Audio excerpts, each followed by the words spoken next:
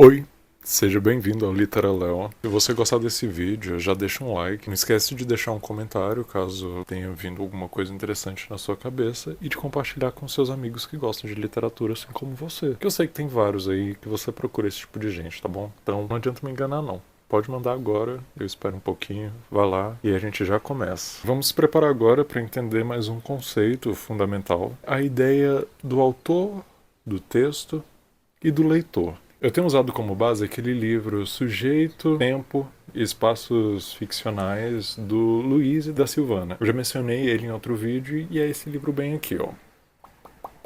Nesse capítulo, ele vai trazer algumas exposições, como por exemplo o fato da gente ter essa necessidade de sempre buscar na vida do autor as explicações para aquilo que está ali no texto ficcional, literário. O nome disso é biografismo. Uma das maneiras, se utilizássemos desse método, seria fazer uma pesquisa, onde é que esse autor nasceu, onde é que ele estudou, com quem ele se relacionou, quais eram as referências dele. E aí a gente tenta tirar essa dúvida que ficou ali uma lacuna na nossa leitura na vida do autor. Quando fazemos isso, a gente acaba por desacreditar da autonomia da obra. E vale dizer que o biografismo é uma tendência que predomina até ali ao final do século XIX. Acreditava-se que o papel de quem analisava livro, um texto, era o de encontrar a verdade da obra. Até que ali nas primeiras décadas do século XX, essa forma de analisar um texto passa a sofrer várias críticas com as correntes formalistas, que estavam mais preocupadas em se deter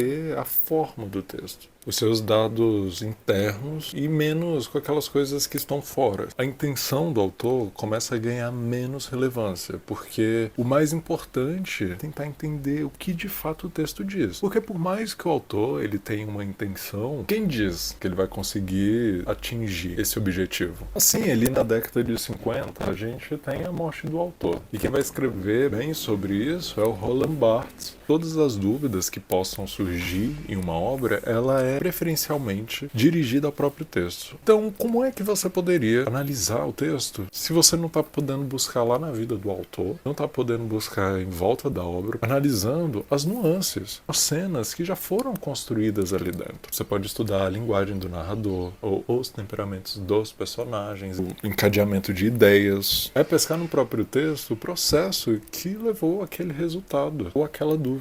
E no livro dos professores que eu uso como referência, eles utilizaram o caso do Bentinho e da Capitu. Será se Bentinho traiu Capitu, sim ou não? Há algo ali que autorizaria ou desautorizaria essa interpretação. Só que aí o negócio, ele vai ficando um pouquinho mais feio. Nesse caso, eu não sei se vocês conseguem perceber, mas existe uma tendência de pensar que o leitor, ele sempre está ali em voltas, tentando decifrar o texto. Ele é alguém passivo, quando na verdade, após o esgotamento dessa forma estruturalista de análise, a gente tem a importância do leitor como algo a ser pensado, porque até então a gente estava discutindo sobre o texto, o autor, formas de imbricar essas duas coisas. Mas bem, e o leitor? O leitor ele também pode criar vários significados com a sua leitura. Ele também constrói o texto. Bakhtin vai colocar ali que o leitor ele atualiza o texto. Se a gente pegar um texto que no seu lançamento foi completamente problemático e a gente traz ele hoje para o século XXI, talvez esse texto não seja mais percebido como ele foi lá atrás. Só que conhecendo o leitor como alguém que consegue fazer uma construção também de significado do texto, que ajuda nessa construção de significado, implica logo em abandonar isso que podemos chamar de verdade do texto, ou verdade única do texto. Como a Viviane Mosé gosta de falar, o abandono de uma verdade não significa mentira, mas significa a diferença, né? E aí que o crítico começa a mudar um pouquinho a sua forma de agir em cima do texto. O crítico, ele é um leitor como qualquer outro. Ou seja, ele é criador, ele elabora o texto e ele auxilia para que outras pessoas consigam consigam fazer outras leituras. Existe um horizonte dessa leitura. Seja ele, na sua época, seja definido pelo grupo social, corpos, subjetividades que fazem uma leitura a partir de suas vivências e que conseguem ali extrair algo que outros corpos com outras vivências não conseguiriam. Quando eles usam Machado de Assis como exemplo, eles colocam bem assim, de não perceber o Machado de Assis como um cidadão, uma pessoa física, tem um CPF, mas alguém que faz parte do texto. A obra expressa o autor, entende?